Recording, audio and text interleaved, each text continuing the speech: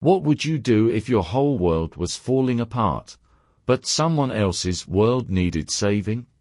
This is the question that Marcus, a quiet bus driver, would answer in a way that would leave an entire city in tears, but Marcus never intended to become a hero. His life was nothing extraordinary, just a routine of early mornings and late evenings, navigating the same city streets, taking the same route day after day.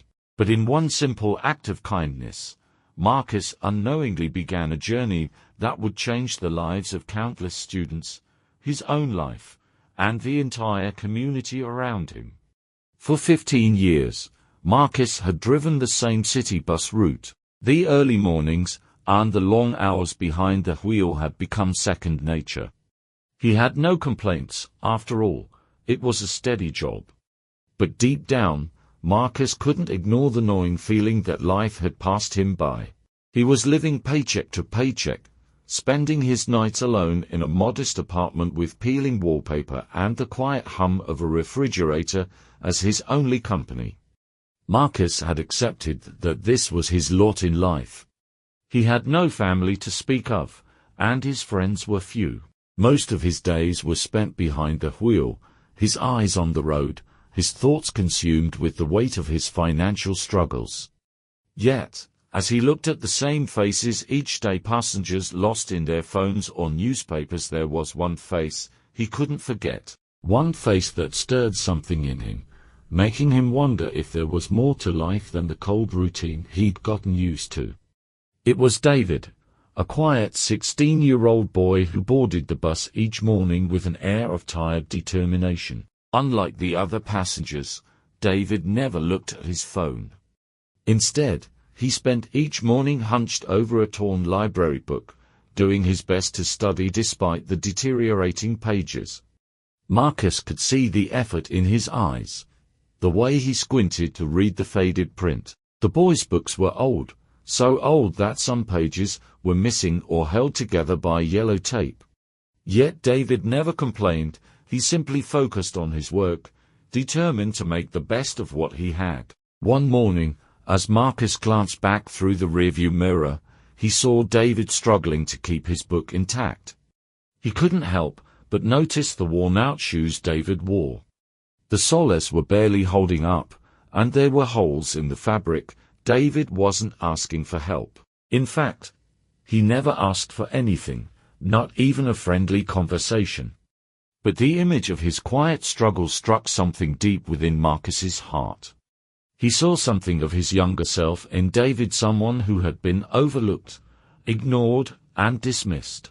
And yet, despite the hardships, David kept going. Marcus had been through his own battles, his own struggles in life. School hadn't been easy for him, either. As a child, he remembered how hard it had been to concentrate in class, surrounded by distractions, and without the right resources to succeed. But he'd managed to get by, just as David was doing now. But David, Marcus realized, didn't have what he had: the quiet support of a few teachers, a small circle of friends, and a family who could afford the basics. David was alone in his fight. That cold morning, something inside Marcus clicked. The feeling of helplessness, the desire to help, was stronger than anything else he had ever experienced. Marcus didn't have much to give, but he knew one thing: he had $240 saved up for his car repair. It wasn't a lot, but it was all he had. The thought of getting his car fixed had been on his mind for weeks. It was the one thing he had been working toward, the one thing that might make his life just a little bit easier. But then Marcus thought of David's books, of the torn pages, of the boy's quiet struggle every morning.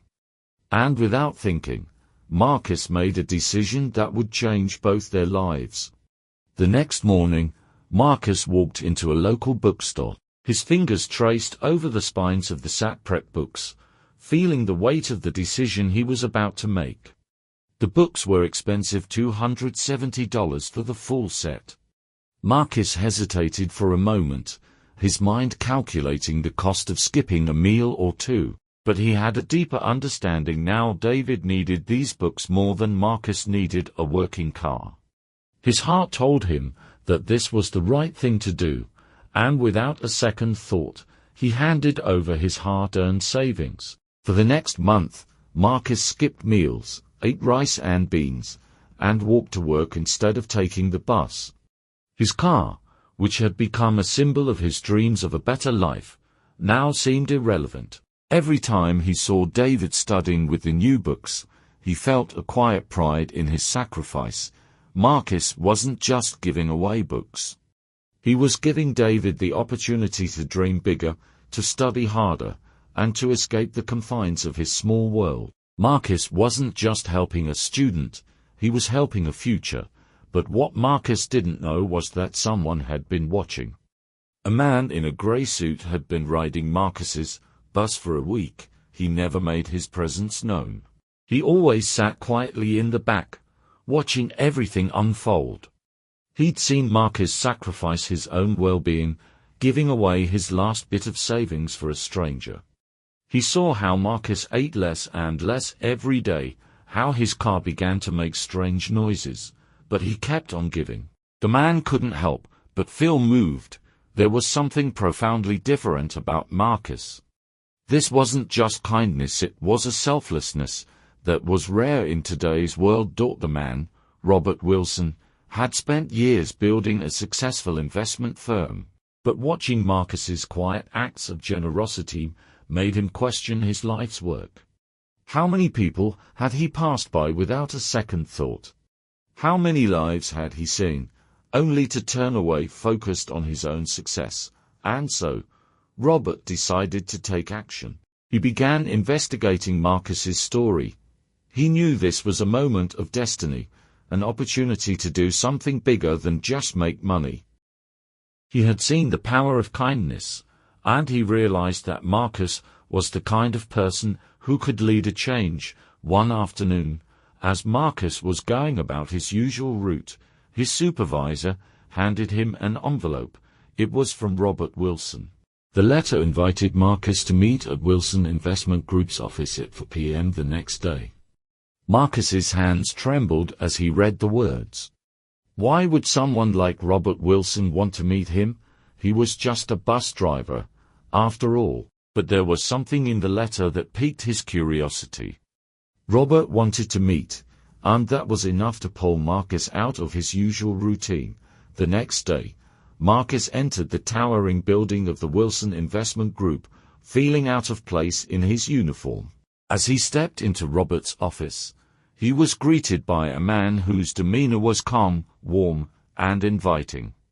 "Thank you for coming, Marcus," Robert said with a smile. "Please, take a seat." Marcus, still confused, asked, "I'm not sure why I'm here." "I've been watching you," Robert said, his voice steady.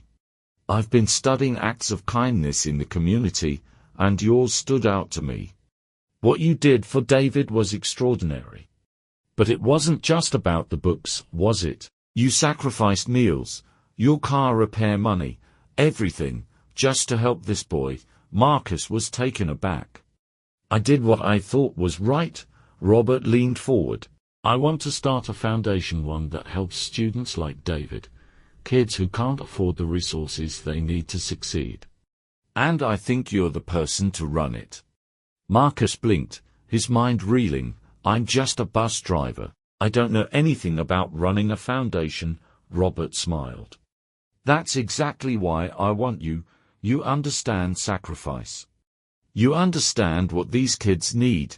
You've already shown what it means to put others first." Marcus sat in stunned silence as Robert continued. "I'm offering you a salary of $55,000 a year. The foundation will provide books, tutoring, and scholarships for students who need it most. Will you help?"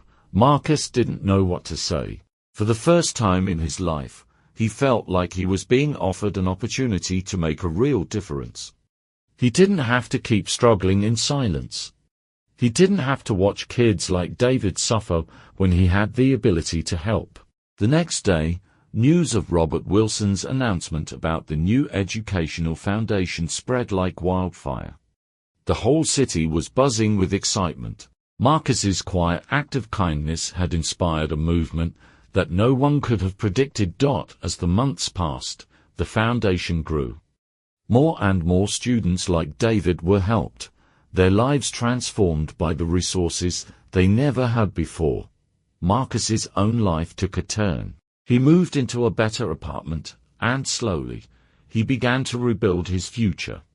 But he never forgot the sacrifice that had started it all, the decision to give up something for someone else. David's life was forever changed as well. He went on to achieve great success, scoring a 1480 on his SATs, earning a scholarship to college, and eventually receiving full funding for medical school. He never forgot the bus driver who had believed in him when no one else did. Years later, as Marcus stood at the helm of the Wilson Student Support Program, addressing a new group of potential volunteers, he reflected on how far he had come. It all started with one act of kindness, he said. One decision to put someone else first. And now, here we are, changing lives every day. His story became a beacon of hope. Marcus's life was no longer defined by his small apartment or his worn shoes. He had found his purpose not in receiving, but in giving, and the best part, he didn't have to do it alone. Because one simple act of kindness had created a ripple that had touched the lives of hundreds of students, each one paying it forward.